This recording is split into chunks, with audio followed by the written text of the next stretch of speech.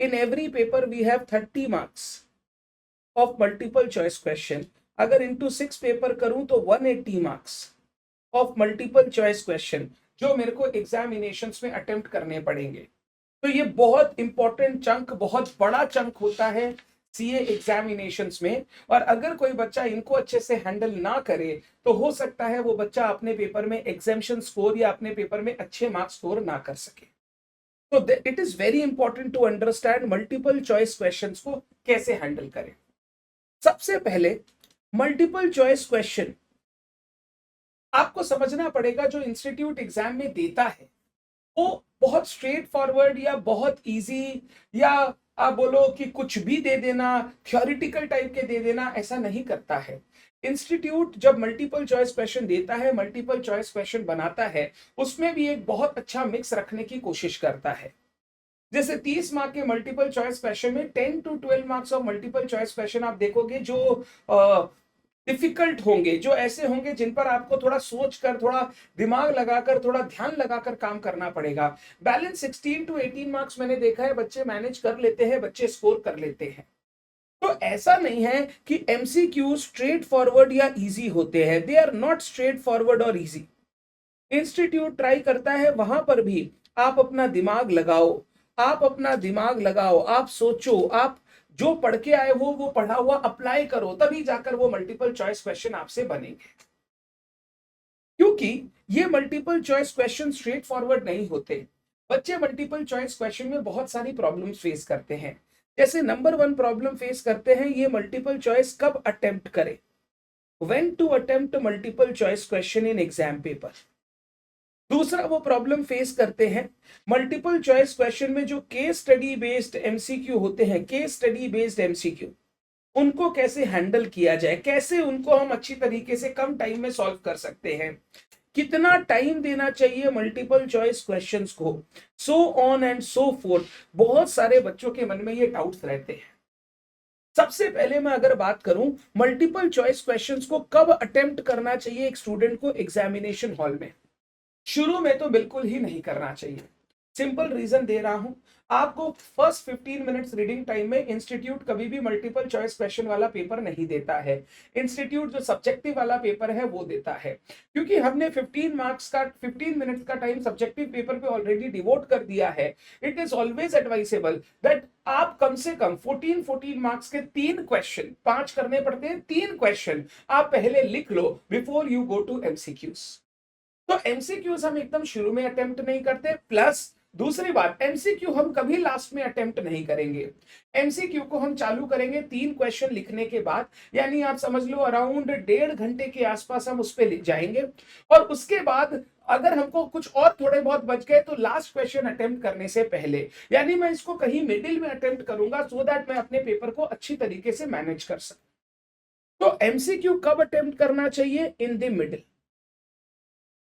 In the middle. 1.5 घंटा आपने लिख लिया है, 42 मार्क्स आपने कंप्लीट कर लिए हैं। अब मल्टीपल चॉइस क्वेश्चन में जाइए, जितना हो सके फर्स्ट टाइम में पहले उतना कर लीजिए, फिर आके एक क्वेश्चन और अटेम्प्ट कीजिए, फिर बचे हुए मल्टीपल चॉइस क्वेश्चन कीजिए और लास्ट में जाकर आपको 5th क्वेश्चन करना है जो आपका लास्ट क्वेश्चन होगा। और अगर आपको तीसरे क्वेश्चन के बाद जब आप मल्टीपल चॉइस क्वेश्चन में गए आपको सब लगा कि हाँ ये मैनेजेबल है, मैं कर सकता हूं, देन इन दैट केस उसी समय कर लीजिए, कोई प्रॉब्लम नहीं है। फिर 4th और 5th क्वेश्चन आप अपना अटेम्प्ट कर लीजिए। तो सबसे पहला डाउट, कब अटेम्प्ट करें, मिडिल में अटेम्प्ट करें। दूसरा, केस स्टडी बेस्ड एमसीक्यू को कैसे हैंडल किया जाए, ये रियल में एक पेन पॉइंट है। देखो जो सिंगल एमसीक्यूज आते हैं ना, सिंगल एमसीक्यूज, आपको एक क्वेश्चन दिया, 4 ऑप्शन दिया, आपको बताना है कौन सा सही है, वो इतने टेक्निकल नहीं होते, वो इजी होते हैं, वो करने लायक होते हैं। अगर थ्योरी आता है तो 1 सेकंड में हो जाएगा, अगर प्रैक्टिकल आता है तो हो सकता है थोड़े बहुत कैलकुलेशंस आपको करने पड़े। तो वो वाले क्वेश्चंस आपको प्रॉब्लम नहीं क्रिएट करेंगे, वो आप आराम से पहले कर सकते हो। प्रॉब्लम अराइज होती है केस स्टडी बेस में।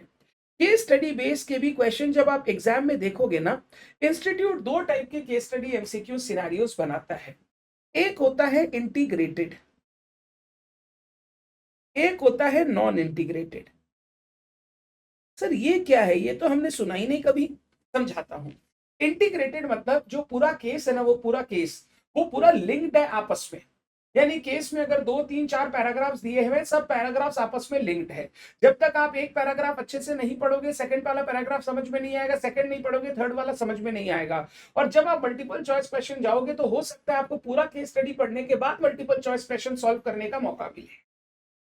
ये होती है इंटीग्रेटेड केस स्टडी। एक होती है नॉन इंटीग्रेटेड। पहला पोर्शन मान लो, पहला पैरा दिया वो अकाउंटिंग स्टैंडर्ड 4 से दे दिया, सेकंड पैरा दे दिया अकाउंटिंग स्टैंडर्ड 18 से, जिनमें आपस में कोई रिलेशन नहीं है, थर्ड पैरा दे दिया अकाउंटिंग स्टैंडर्ड 22 से, और इन तीन पैरा के बेसिस में 3 से 4 क्वेश्चन दिए हैं। आप एक एक पैरा पढ़ते जाओ, जो मल्टीपल चॉइस क्वेश्चन है वो सॉल्व करते चले जाओ।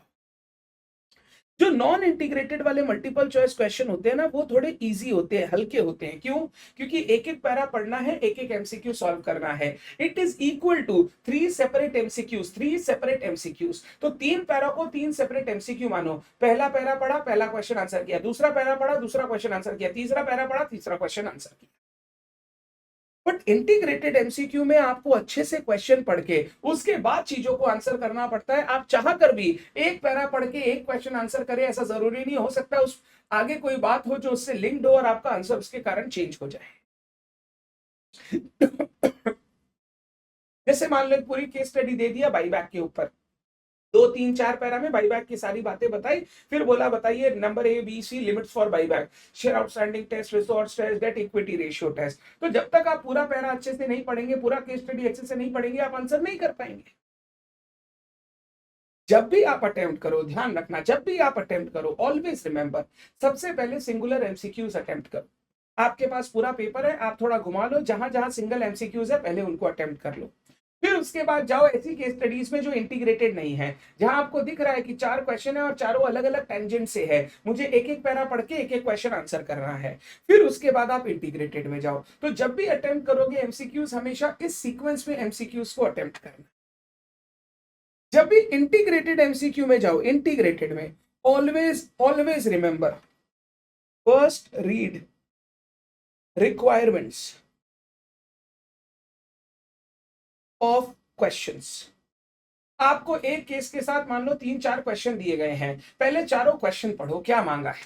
से फॉर एग्जांपल आपको एक पूरा केस स्टडी दे दिया जहां पे पीपी का कॉस्ट निकालना है, बोरोइंग कॉस्ट का चक्कर है, वगैरह वगैरह सब मिला के दे दिया है। अब उसमें आपसे पूछा, पहला क्वेश्चन कॉस्ट ऑफ पीपी बताओ कितना कैपिटलाइज होगा, दूसरा क्वेश्चन बोरोइंग कॉस्ट कितना कैपिटलाइज होगा, तीसरा क्वेश्चन डेप्रिसिएशन कितना चार्ज होगा। ऐसे करके आपसे क्वेश्चन पूछा है। कभी भी इंटीग्रेटेड केस को सॉल्व करेंगे, आप हमेशा पहले क्वेश्चंस को पढ़ के दिमाग में रखने की कोशिश करेंगे। अगर आप दिमाग में नहीं रख सकते तो जो आप अपनी कॉपी में लास्ट पेज या सेकेंड लास्ट पेज वर्किंग के लिए रखोगे एमसीक्यू का, उसमें आप लिख लो शॉर्ट में depreciation, cost of the PP, borrowing cost to be capitalise, so that जब आप केस स्टडी पढ़ना शुरू करो, एक एक चीज जब आप पढ़ना शुरू करो तो आपके दिमाग में आता रहे ओके ये इससे रिलेटेड है, ये इससे रिलेटेड। जैसे अगर कॉस्ट ऑफ पीपी निकालना है तो हो सकता है पहला आपने लाइन पढ़ा उसमें परचेज प्राइस आया, तो कॉस्ट ऑफ पीपी के पास जाके परचेज प्राइस खाली लिख दो।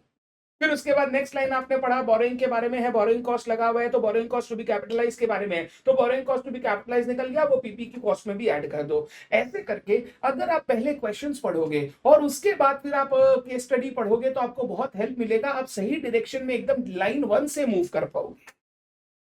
तो always read the requirement of the question first, then move to the case study, जो आपको केस स्टडी सॉल्व करनी है। ये करने से क्या होता है, बहुत सारे सब्जेक्ट में मैंने सुना है, जैसे लॉ में पर्टिकुलरली मैंने सुना है, बहुत बार ऐसा होता है केस स्टडी बहुत बड़ा दे दिया, बट जो आपको क्वेश्चन दिए ना, वो अगर आप केस स्टडी नहीं भी पढ़ो तो आप आंसर कर पाओगे।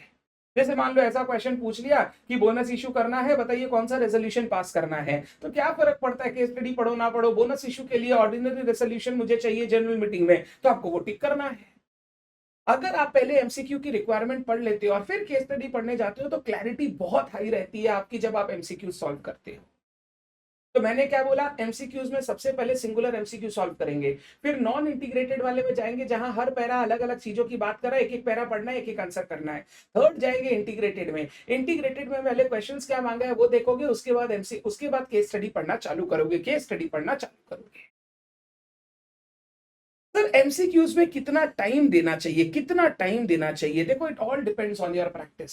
अगर कोई बच्चा एमसीक्यू पहले से प्रैक्टिस करके जा रहा है तो वो टाइम बहुत अच्छा मैनेज कर पाएगा। 30 मार्क के एमसीक्यूज है, अगर 30 मार्क के लिए मैं आपको बोलूं कितना टाइम डिवोट कर सकते हो, 30 इंटू 1.8, ये होता है 54 मिनट्स। 1 मार्क के लिए 1.8 मिनट, तो 54 मिनट्स आपके पास है। अगर आपने पहले से प्रैक्टिस कर रखी है ना, मुझे लगता है 35 से 40 मिनट के अंदर एमसीक्यू सॉल्व हो जाएंगे। हाँ देखो, पेपर बहुत डिफिकल्ट है तो बात अलग है, अदरवाइज 35 से 40 मिनट में एमसीक्यूज आपके सॉल्व हो सकते हैं। अब इस 35 से 40 मिनट को कैसे डिवोट करना चाहिए वो समझाता हूं। दो पार्ट में डिवोट करना।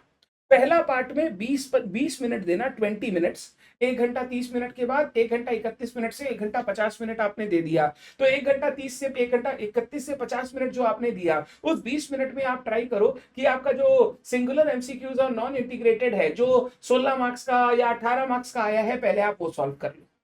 अगर इतना भी हमने कर लिया तो पहले हम जा सकते हैं क्वेश्चन नंबर 4 लिखने में। फिर अलग से आप 15 मार्क्स दो, जो आपके 1 या 2 केस स्टडीज आए हैं जो इंटीग्रेटेड नेचर के हैं। अगर इस तरीके से आप अपना टाइम डिवोट करोगे तो आपका प्रॉपर टाइम भी उसमें डिवोट होगा और आपका अच्छे से पेपर भी पूरा कंप्लीट हो जाएगा। एंड ऑलवेज रिमेंबर, एक एक एमसीक्यू सॉल्व करते जाओ तो ओएमआर पे उसको टिक करते चले जाना। ऐसा नहीं कि पहले हम सारे सॉल्व करेंगे फिर ओएमआर में टिक करेंगे, ये गलती कभी मत करना। जैसे जैसे एमसीक्यू होते जा रहा है 10 सेकंड भी नहीं लगता भाई ओएमआर में गोला मारने में। ओएमआर में जाना, गोला मार देना। वैसे एक एक करके ओएमआर में अच्छे से गोला मारना और देख के मारना। जो क्वेश्चन नंबर है उसी क्वेश्चन नंबर के पास गोला मारना, उल्टा पुल्टा क्वेश्चन नंबर के पास गोला मत मारना।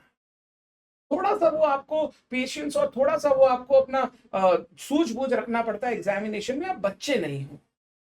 तो एक एमसीक्यू किया उसको गोला किया, फिर एक एमसीक्यू किया उसको गोला किया, ऐसे करके अगर आप करोगे ना तो आपका पेपर अच्छी तरीके से टाइमली कंप्लीट होगा।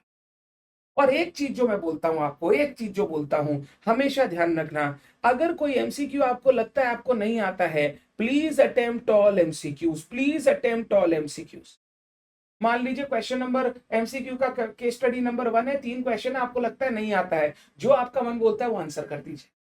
से फॉर एग्जांपल बीसीडी बीडीसी, जो भी मन करता है आंसर कर दिए, नेगेटिव मार्किंग तो है नहीं। अगर 3 में कोई एक तुक्का भी लग गया तो कम से कम 2 मार्क्स तो हमको मिलेंगे। तो कभी एमसीक्यूज को छोड़िएगा मत, सारे अटेम्प्ट कीजिएगा। आपने खुद ने सॉल्व कर लिया तो उसके बेसिस पे आंसर करना, नहीं किया तो जो आपको इंट्यूशन मारता है वो लिख देना। क्लियर छे? सर एमसीक्यू प्रैक्टिस कहां से करें?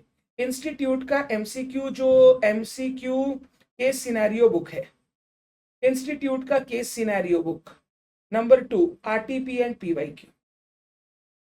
इंस्टीट्यूट का case scenario book, RTP PYQ, this is more than enough. आपको कोई टीचर का कोई बुक सॉल्व करने की जरूरत नहीं है, आप सिर्फ इस पे ध्यान दें, क्योंकि टीचर्स भी इन्हीं से अपनी बुक्स रेडी करते हैं। तो आप ऐसा कर सकते हो, जैसे आज मैं अकाउंट्स का जैन 26 पेपर का जो मल्टीपल चॉइस क्वेश्चन आया था वो मैं सॉल्व करूंगा, मैं आज आधी घंटे दूंगा वो सॉल्व करूंगा। फिर कल मैं अकाउंट्स का जैन 26 से पहले जो सितंबर 25 पेपर था उसको सॉल्व करूंगा। ऐसे करके मैं 3-4 पेपर के मल्टीपल चॉइस क्वेश्चन करूंगा, फिर मैं आरटीपी में जाऊंगा। तो लगातार अगर आप 5-7-10 दिन अकाउंट्स की प्रैक्टिस करोगे तो देखोगे आपका सब कवर हो जाएगा and you will understand how to attempt MCQ. I hope I am crystal clear to you. ये डिस्कशन बहुत जरूरी होता है क्योंकि मैंने बहुत सारे बच्चों को देखा है ब्लंडर करके आते हुए मल्टीपल चॉइस क्वेश्चन में। अगर ये मल्टीपल चॉइस क्वेश्चन तुमने अच्छे से कर दिया ना, तुम्हारा पेपर का कॉन्फिडेंस ही अलग होगा। तुमको ऐसा लगेगा पेपर तो हम क्रैक कर देंगे, कोई हमको नहीं रोक सकता। तो multiple choice question is very important area, जो कोई भी बच्चा प्लीज प्लीज प्लीज एग्जाम में ट्राई करना। आप उल्टा पुल्टा नहीं कर रहे। मेरे को बता मेरा बच्चा लोग, आपको क्लियर है क्या?